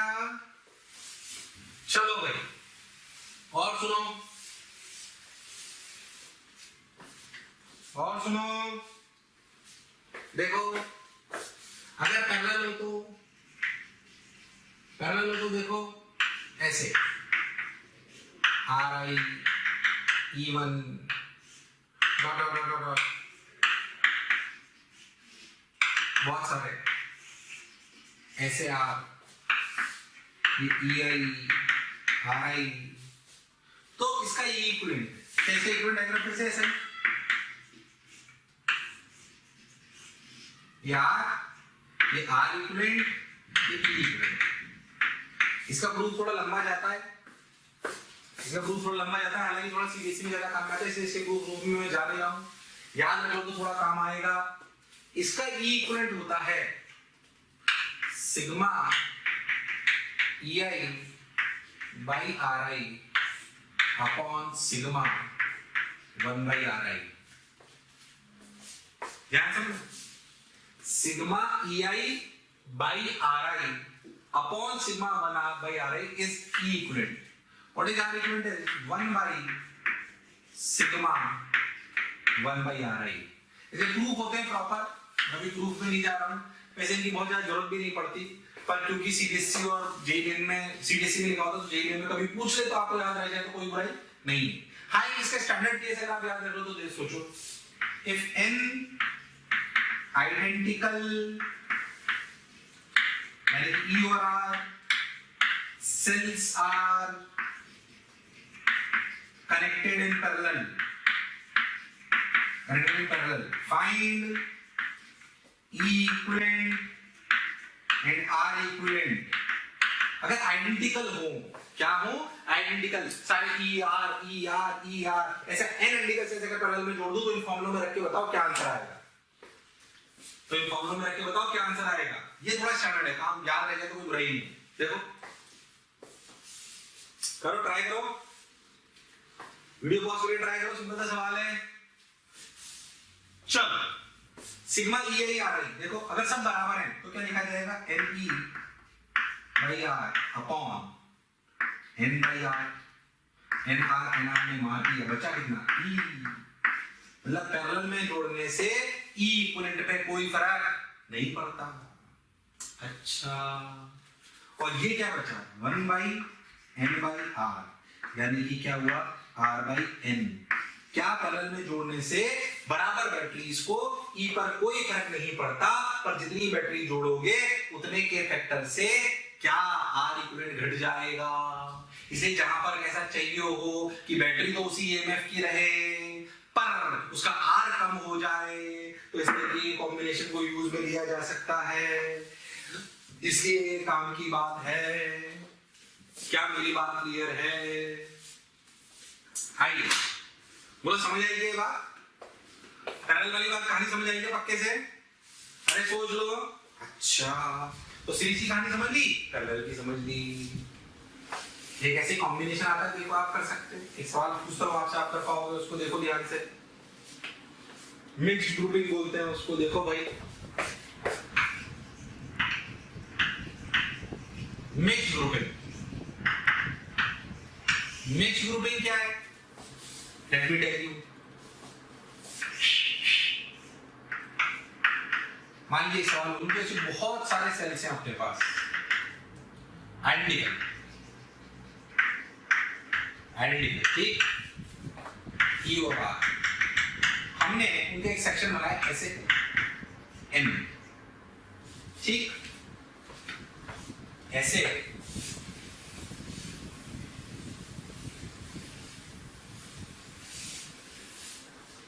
देखो भाई, ऐसे हमने एन सेल से एक सेक्शन में जोड़ दिया और ऐसे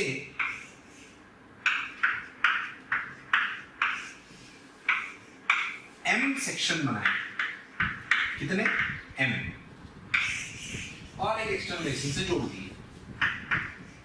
इसमें सोचो सीरीज भी और पैरेलल भी है। आपसे पूछा जाए कि इसका ई इक्विवेलेंट और आर इक्विवेलेंट क्या है, इसका ई इक्विवेलेंट और आर इक्विवेलेंट क्या है, ट्राई कर सकते हो तुम लोग। मिक्स्ड ग्रुपिंग कहते हैं इसको। चलो बताओ, अभी जो सिखाया उसको बताओ, करिए बताओ, वीडियो पॉज करो, उसमें इसका ई इक्विवेलेंट और आर इक्विवेलेंट लिख के बताओ। कर सकते हो तुम लोग? वो हुनर, वो काबिलियत, वो इंसानियत, वो रहवानियत, वो दरिद्री और गिनापन तुम्हें है। चलो बताओ, ई इक्विवेलेंट आर इक्विवेलेंट, हाँ चलो ई इक्विवेलेंट सोच के देखो, क्या इस सेक्शन का ई इक्विवेलेंट एनआर है, एनआर पैरेलल में कोई फर्क नहीं पड़ता, क्या ई इक्विवेलेंट डायरेक्ट है ना, आर इक्विवेलेंट सोच के देखो, NR by M, NR by M, NR by M, सोच एनआर और कितने सेक्शन है इससे पैरेलल में, एन, तो कितना हुआ एनआर बाई एन, तो ई इक्विवेलेंट हुआ एनई और आर इक्विवेलेंट हुआ एनआर बाई एन। तो अगर कभी मिक्स ग्रुपिंग भी आ जाए तो हमें कोई दिक्कत वाली बात नहीं है। क्या हम सवाल कर सकते हैं? हाँ बिल्कुल कर सकते हैं। चलिए उतारिए। तो कॉम्बिनेशन ऑफ सेल्स हो गया, ये हो गया, ये हो गया, ये हो गया। अब चलो आप बात करते हैं पावर एंड एनर्जी, हीट जिसे आप बोलते हो, हीट जनरेशन इन रजिस्टर। भाई वो हीट जिसे अपन बोलते हैं वही तो एनर्जी के रूप में आती है, जिसको हम अलग अलग जगह भी यूज लेते हैं। पूरी कहानी समझाई थी यार, है कि नहीं? मान लीजिए एक बैटरी है, ऐसे 20 वोल्ट की बैटरी है, इससे एक रजिस्टर को जोड़ दिया। इस रजिस्टर को अगर अपन ने जोड़ दिया तो ये आर रेजिस्टेंस है, यहाँ पे करंट आई बहा, आई की वी की वैल्यू आई आर है, ये हम सब लोग जानते हैं। ये जीरो, ये जीरो, ये वी। क्या याद आप करो कि कहानी, यहाँ से चार्ज एनर्जी खत्म हो जाती है, चार्ज एनर्जी लेता है, यहाँ पे एनर्जी आ जाती है, वो एनर्जी वापस ही खा जाता है। बोलो क्लियर? अगर आप बहुत ध्यान से देखो तो मैंने आपको बताया था कि अगर एक बैटरी है ऐसे वी वोल्ट, तो अगर यहाँ से क्यू चार्ज आए, कितना है क्यू चार्ज, तो अगर उस क्यू चार्ज की एनर्जी यहाँ पे जीरो है तो उस क्यू चार्ज की एनर्जी यहाँ पे क्यू वी हो। मतलब क्या है, बैटरी बर्डन बाय बैटरी जो अपन बोलते हैं, क्या वो क्यू वी होता है? कोई बैटरी ही इसको एनर्जी देती है, कितना क्यू वी। अगर अपन इसी को करंट को आई लिख लें तो पावर बाई बैटरी क्या हो जाएगी? क्या करंट होता है क्यू बाई टी, तो लिखा जाएगा क्यू वी बाई टी, यानी कि वी आई। तो क्यू वी बोलो तो एनर्जी हो गई जो बैटरी ने दी, और पावर बोलो तो वी आई हो गई। तो power given by the battery क्या हो गई? वी आई। क्या हो गई? वी आई। तो जो पावर इस बैटरी ने दी इस चार्ज को, कहां जाके खोई इसने? यहां जाके, वी आई। क्या यही अपनी एनर्जी लिबरेटेड इन रजिस्टर, क्या लिखी गई? V I. V is the potential difference across resistor. हाँ तो यही तो हुआ यहाँ पे, यही तो इसके अक्रॉस पोटेंशियल ली है। तो वी आई, तो बैटरी की कहानी को ऐसे समझते हैं वी आई। कभी अगर आपको बैटरी को ऐसे लिख दे कि करंट अपना ऐसे बह रहा है, तो आप बर्डन बाय बैटरी लिखना या पावर लिखना minus V I. Minus V I का मतलब बैटरी एनर्जी ले रही है। याद करो कि ऐसी बात मैंने आपको एनर्जी के टाइम पे जब अपने बैटरी में पोटेंशियल डिफरेंस और ईएमएफ का अंतर बताया था, तब क्या ये वाली कहानी सुनाई थी? हाँ सर बिल्कुल सुनाई थी। तो ये वहां पे भी वैसा हो सकता है। क्या मेरी बात एकदम समझ में आई? तो power equal to minus V I, power equal to minus V I ऐसे लिख सकते हैं। तो energy liberated in resistance is equal to Vi, ये अपनी कहानी हो गई, ये power equal to minus Vi हो गई। तो energy liberated in resistance Vi, क्या रजिस्टर के अक्रॉस V को I R लिख सकते हैं? हाँ, तो कैसे I स्क्वायर R भी लिख सकते हैं? हाँ, क्या इस I को V बाई R लिख सकते हैं? तो कैसे V स्क्वायर बाई R लिख सकते हैं? हाँ, तो जो हीट लिबरेट होती है रजिस्टर में, क्या उसको तीन फॉर्मूलों से लिख सकते हैं? VI, I स्क्वायर R या फिर V square by R, energy liberated पर सेकेंड, एनर्जी लिबरेटेड पर सेकेंड यानी कि पावर।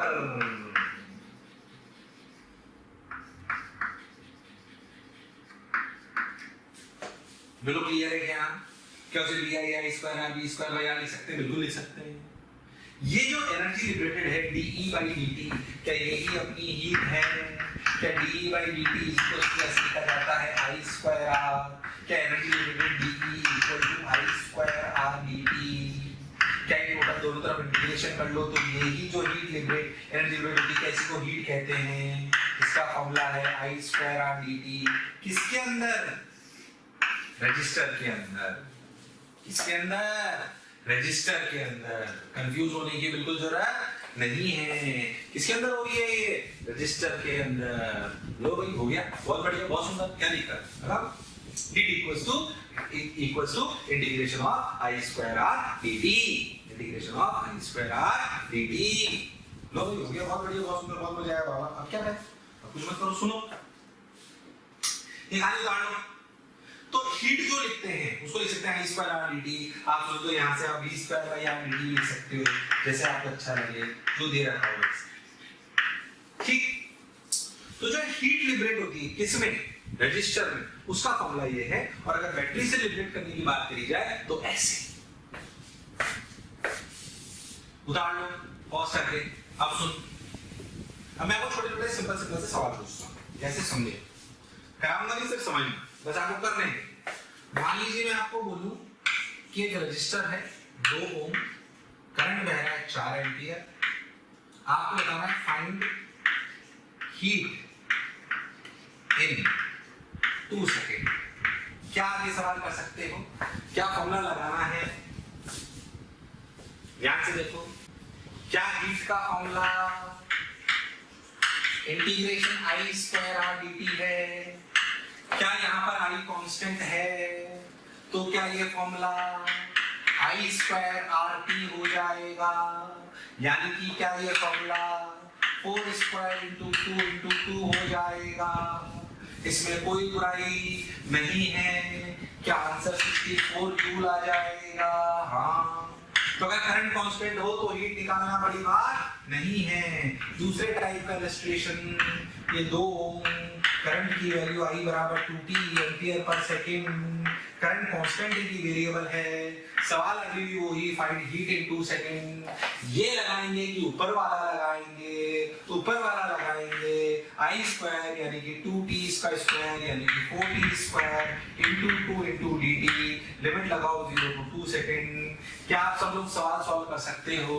हाँ।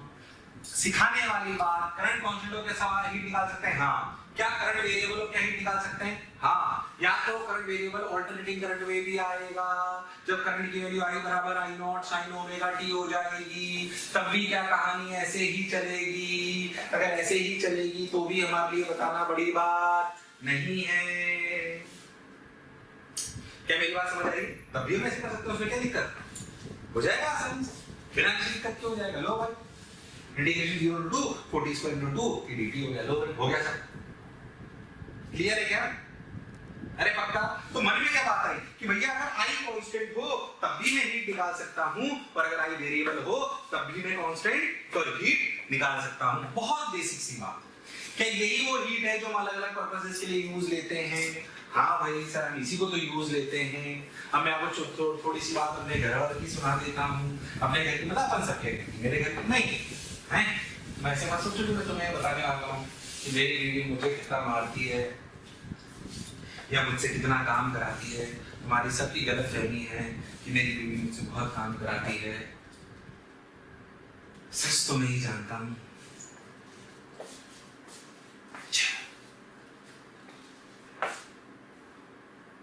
अच्छा मेरी मन से बताओ, कितने लोगों को लगता है कि मेरी बीवी मुझसे काम कराती होगी? अगर आपको हमारे वीडियो पसंद आ रहे हैं तो आप उसको जरूर से जरूर लाइक एंड शेयर करें। उसके पीछे बेसिक लॉजिक ये है कि बहुत सारे ऐसे बच्चे हैं जिनके जो ये चीज़ें नहीं अभी अडॉप्ट कर पा रहे हैं ईजिली, उन तक ये सारी चीज़ें पहुंच जाएं। इसके लिए हम आपसे बोल रहे हैं इसको लाइक एंड शेयर करें। कोई काम वाम नहीं कराती हो भाई साहब, मेरी बीवी सारी मेरी बात मानती है, जो मैं कहता हूँ करती है। मैं कहता हूँ उठ जा, उठ जाती है। मैं कहता हूँ बैठ जा तो बैठ जाती है। सही बता, रिलेटिव है ना। मैं उसको बोलता हूँ बैठ जा तो मैं उठ जाता हूँ, उसको बोलता हूँ उठ जा तो मैं बैठ जाता हूँ। रिलेटिव इसलिए पढ़ा है ताकि मन को शांति मिले। बहुत बढ़िया।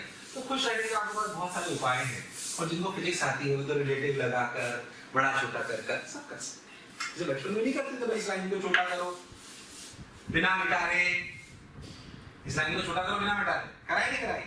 कैसे करते हैं? बिना मिटारे कैसे छोटा करो? लो बड़ी कहने है कि नहीं, छोटी होती क्या है? ला जाओ। अब हम बात करते हैं घर की। अगर अपने घर पे अपन बात करें तो हमारे इंडियन सिस्टम में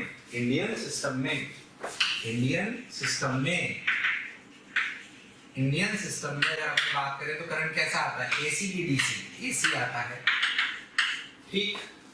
मैं उसमें भी नहीं जा रहा हूँ, ऑर्डिनरी करंट में पढ़ाया जाएगा, उसकी बात बिल्कुल नहीं कर रहा हूँ। एसी आता है 220 वोल्ट की सप्लाई पे आता है, 50 हर्ट्ज पे आता है। कई शहरों पे, कई देशों में ये 110 वोल्ट 100 हर्ट्ज भी होता है, 60 हर्ट्ज भी होता है। अपने घरों, अपने जो सप्लाई आती है वो 220 वोल्ट 50 हर्ट्ज की आती है। कितने की आती है? 50 हर्ट्ज। 220 volt 50 hertz. ये 220 वोल्ट आरएमएस वैल्यू होती है। अभी मैं ऑर्डिनरी करंट में नहीं घुस रहा हूँ, पर आप जो भी पढ़ते हो उसके लिए तो आप तो ऐसा मान लिया करो, आपको सवाल सॉल्व करने में कोई दिक्कत नहीं आएगी कि ऐसे बैटरी है 220 वोल्ट की।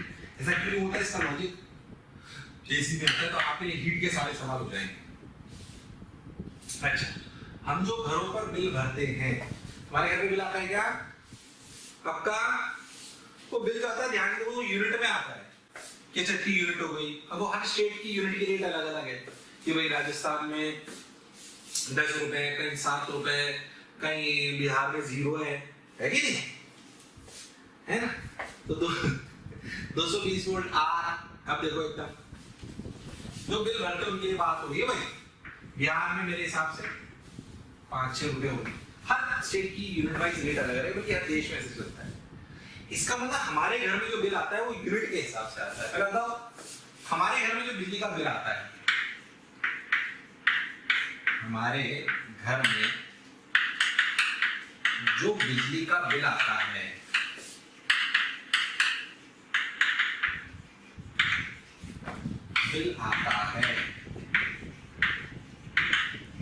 वो किसका?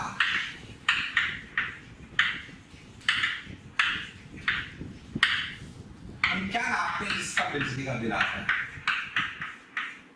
Energy, current, power, voltage. वो जो यूनिट जिसे आप बोलते हो उसी के बेसिस पे बिल आता है। वो यूनिट क्या नापती है? एनर्जी, करंट, पावर की वोल्टेज। एनर्जी, करंट, पावर की वोल्टेज। बताओ भाई, एनर्जी, करंट, पावर की वोल्टेज। वीडियो को पॉज करो, सोचो। वो जो यूनिट होती है वो क्या नापती है? एनर्जी, करंट, पावर की वोल्टेज। सोच लिया? वो नापती है एनर्जी। क्या नापती है वो? एनर्जी। तो जो 1 यूनिट है वो होती है kWh। इस kWh का मतलब किलोवाट आवर, मतलब वॉट समझते हैं सब लोग? 1000 वॉट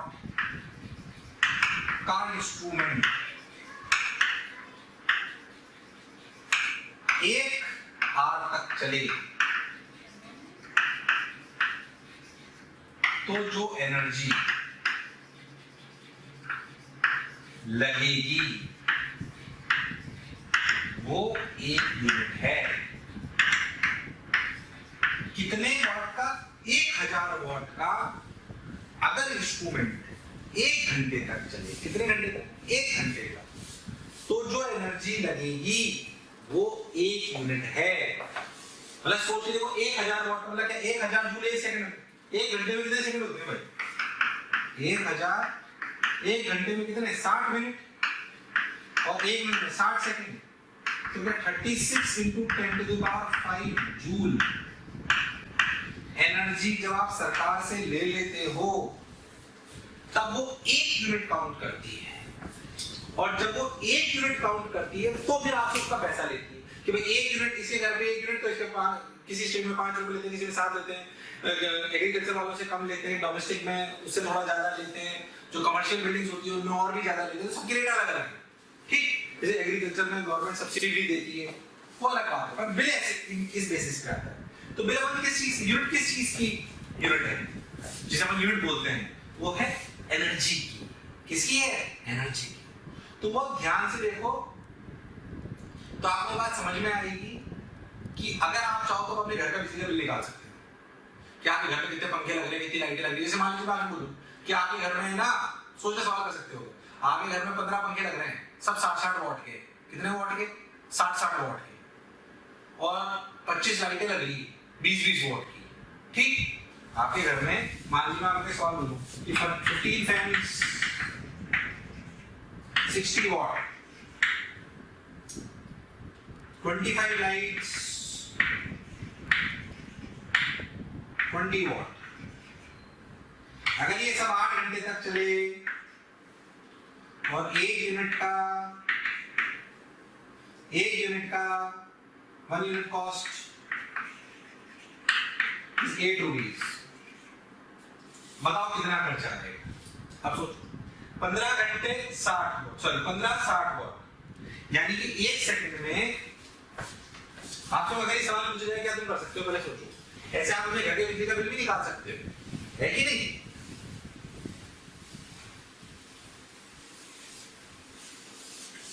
ठीक है, कैसे करोगे? क्या 15 फैन चले 60 वॉट के, यानी कि 15 × 60 1 सेकंड में ये खर्चा आया, प्लस 25 × 20 ये आया। क्या ये खर्चा हर सेकंड आ रहा? हमारे पास कितने घंटे हैं? 8 घंटे into 8 hours into 60 into 60। ध्यान से समझिए, क्या टोटल एनर्जी सरकार से हमने ली? हाँ। क्या सरकार 36 × 10⁵ की 1 यूनिट मानती है? तो क्या इतनी यूनिट हमने कंज्यूम कर ली? 1 यूनिट की कॉस्ट कितनी है? 8 रुपए। क्या इसे सॉल्व कर लोगे? क्या पैसे निकल आएंगे? सोच के देखो क्या करना। 15 × 60 वॉट यानी कि 60 जूल 1 सेकंड में लेता है, तो 15 पंखे कितने लेंगे? इतना 1 सेकंड में। 20 जूल 1 सेकंड में लेती है लाइट, 25 लाइटें तो इतनी लेंगी, तो क्या इतना कंजम्पशन 1 सेकंड में हो रहा है, तो 8 घंटे में कितना होगा? ये रहा। क्या हम सरकार से 1 यूनिट को ये मानते हैं तो इतनी यूनिट आ गई। 1 यूनिट का सरकार 8 रुपए लेती है, तो क्या 8 से मल्टीप्लाई कर दो तो क्या पैसे आ जाएंगे? सोचो अगर आपसे कोई भी पूछ ले कि आपके घर का बिजली का बिल कैसे निकालना, क्या निकाल सकते हो? क्या हर इंस्ट्रूमेंट पे उसकी वॉटेज लिखी होती है? हाँ भाई, ऐसे लिखा होता है बल्ब पे 220 वॉट 50 वोल्ट, 220 वोल्ट 50 वॉट, यानी कि 220 वोल्ट की सप्लाई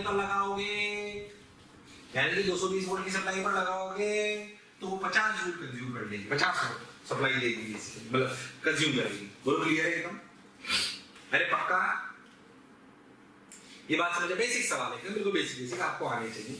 और देखो भाई, और क्या करें, देखो अच्छे से और बात करते हैं, आगे बढ़ते हैं, सुनते हैं, चलते हैं। देखो भाई,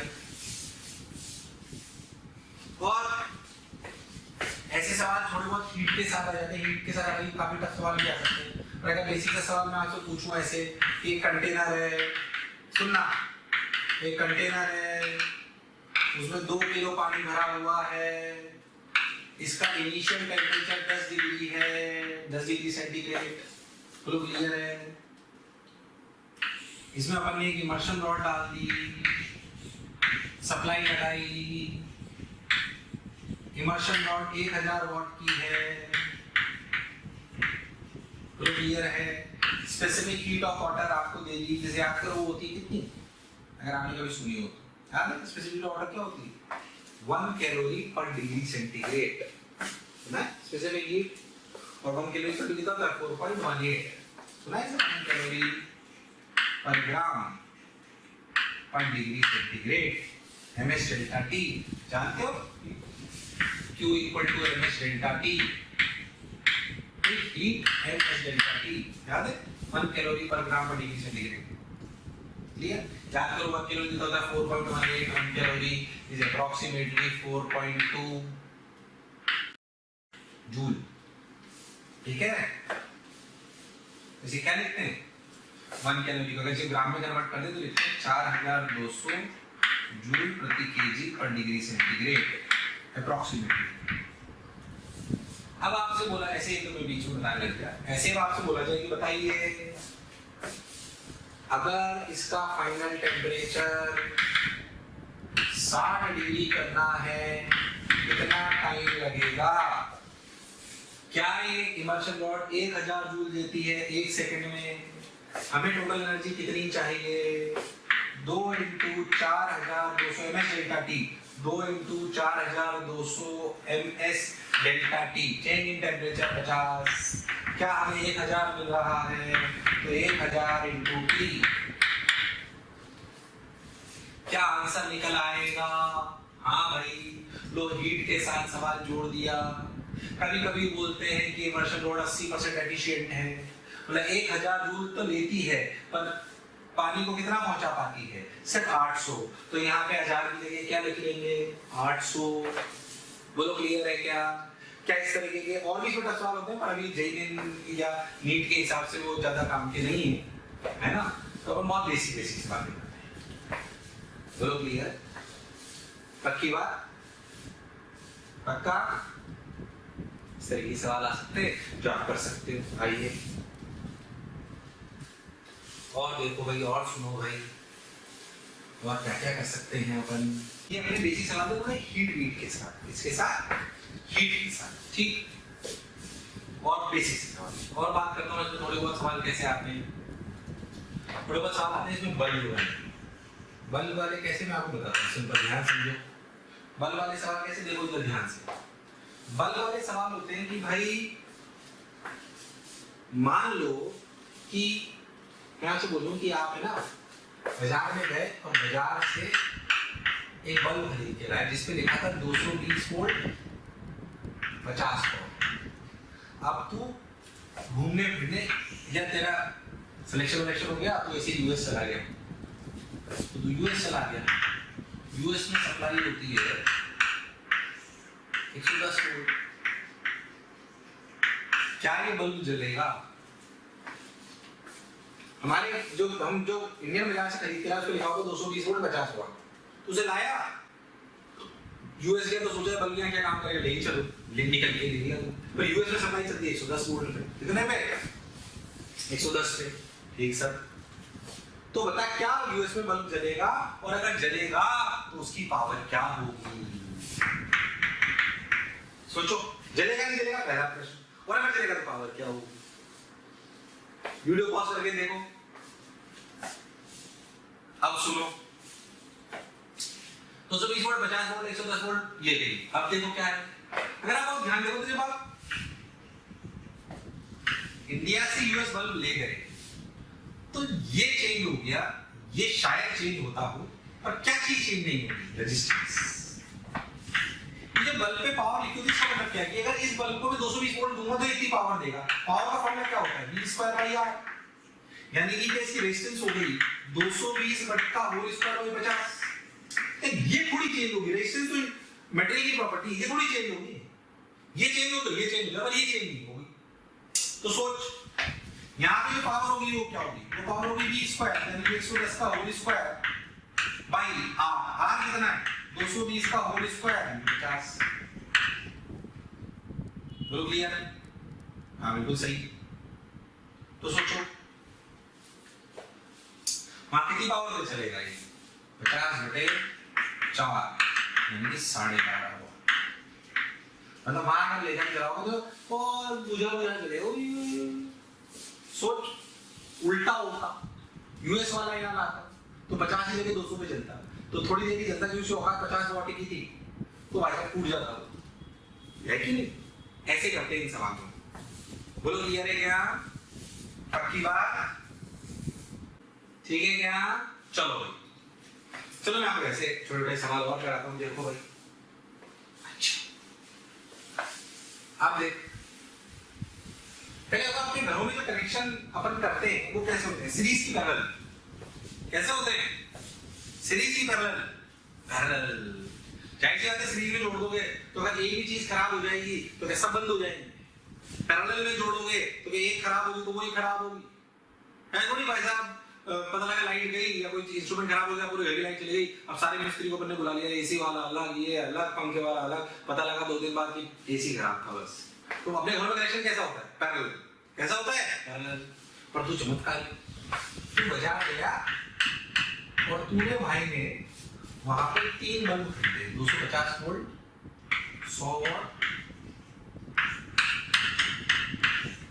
220 वोल्ट, 50 वॉट, और एक और खरीदा 220 वोल्ट, 25 वोल्ट। इतने दिनों बाजार से 3 बल्ब खरीदे, 1, 2 और 3। और भाई तू चमत्कारी था, तू अपना घर पे गया और घर पे जाकर तूने इनको अपने 220 वोल्ट की सप्लाई पे तीनों को जोड़ दिया सीरीज में। कैसे जोड़ दिया? सीरीज में 1, 2, 3। बोलो क्लियर? जबकि बल्ब तो 220 वोल्ट की पैरेलल सप्लाई के हिसाब से बने थे। तूने इस घर पे जाके चमत्कार मचाया, 1, 2, 3 तीनों को जोड़ दिया। ठीक भाई, बात तो सर आप सही बोल रहे हो, जो जोड़ दिया ऐसे सीरीज में, क्या तीनों बराबर चमकेंगे? कौन सबसे ज्यादा चमकेगा? बताओ, आपका सवाल है कौन सबसे ज्यादा चमकेगा या तीनों बराबर चमकेंगे? और अगर जो कौन सबसे ज्यादा चमकेगा, या तो इसका आंसर दो या ये बोलो कि तीनों बराबर चमकेंगे। बताओ, वीडियो को पॉज करो और सोचो, वीडियो को पॉज करो और सोचो, वीडियो को पॉज करो और सोचो। 1, 2, 3, 1, 2, 3 हो गया क्या? चलो सुनो, सोच देखो। अब अगर अपन इनकी पावर कंपेयर करें तो तीनों सीरीज में इनकी पावर कंपेयर करनी चाहिए। P1 = I² R1, P2 = I² R2, P3 = I² R3। क्यों? क्योंकि अगर सीरीज में है तो तीनों में क्या चीज कॉमन? करंट। क्या कॉमन है? करंट। हाँ सर, बात तो आप सही बोल रहे हो। अब सोचो, जिसकी सबसे ज्यादा रेजिस्टेंस होगी 1, 2, 3 में, क्या वो सबसे ज्यादा पावर फेंकेगा? क्या वो सबसे ज्यादा चमकेगा? हाँ सर। अब इनकी रेजिस्टेंस कैसे निकालें? इस बल्ब पे लिखा हुआ है कि अगर इसको 220 वोल्ट की सप्लाई में चलाओ तो 100 वोल्ट पे चलेगा। यानी कि रेजिस्टेंस का फॉर्मूला है 220 का होल स्क्वायर बाय P। यानी कि रेजिस्टेंस उसकी सबसे ज्यादा है जिसकी पावर सबसे कम है। यानी कि R3 बड़ा है R2 से और R2 बड़ा है R1 से। हाँ, जो मैं बाजार में खरीदा था वो तो 220 के हिसाब से था, या तो हमने 220 को सीरीज में लगा दिया तो सबके अक्रॉस 220 थोड़ी है, सबके अक्रॉस अलग है, तो उनकी पावर I² R से कंपेयर करनी चाहिए। हाँ सर, बात तो आप सही कह रहे हो। अब सुन, तो इनकी किसकी रेजिस्टेंस ज्यादा होगी? जिसकी पावर कम होगी। तो 25 वॉट वाली की रेजिस्टेंस सबसे ज्यादा है, और जिसकी रेजिस्टेंस सबसे ज्यादा है, क्या वो इस तरीके से कि सबसे ज्यादा पावर फेंकेगा? तो अगर आप सीरीज में जोड़ दोगे तो जिसको आप बाजार से सबसे कमजोर समझ रहे थे वो सबसे ज्यादा चमकेगा रिलेटिवली। पर अगर तीनों को पैरेलल जोड़ देते ऐसे, और अगर तीनों को पैरेलल जोड़ देते ऐसे, तो सबसे ज्यादा कौन चमकता? जाहिर सी बात है P1 > P2 > P3। ये तो हमारे घर में होता ही है। और ये 220 होता तो ये चमकता 100 पर, ये चमकता 50 पर, ये चमकता 25। ये तो नॉर्मल बात। पर गलत जोड़ दो तो ऐसी कहानी हो जाएगी। क्या सवाल अच्छे समझ आया है? अरे पक्का? अरे सोच लो? अरे गारंटी? अच्छा भाई, बहुत बढ़िया। अब सुनो, ऐसे बहुत तरीके के सवाल आ सकते हैं बल्ब के बारे में।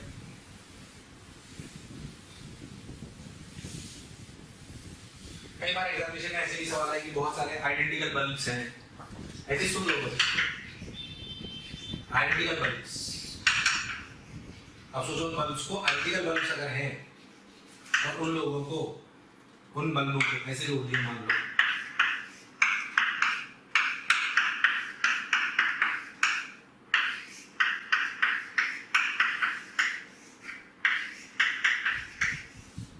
1 2 3 4 5 6, ठीक है, ऐसे।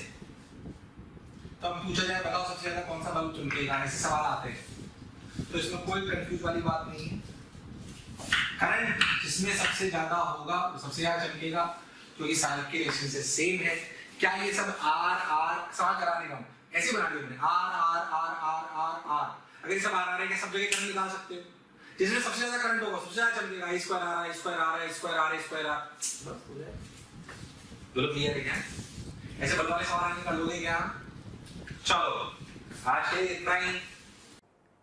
प्यारे बच्चों, अगर आपको लेक्चर पसंद आ रहे हैं और मैं आपसे कहता हूं कि आपको लग रहा है कि ये टॉपिक भी सर से ही पढ़ना है और आप उसके लिए कोई आपकी क्यूरी है या कोई भी आपका किसी भी तरह का प्रॉब्लम है, तो आप इस टोल फ्री नंबर पर संपर्क कर सकते हैं। टोल फ्री नंबर है 18002121 799 1800212799 1821 799 18002121 799।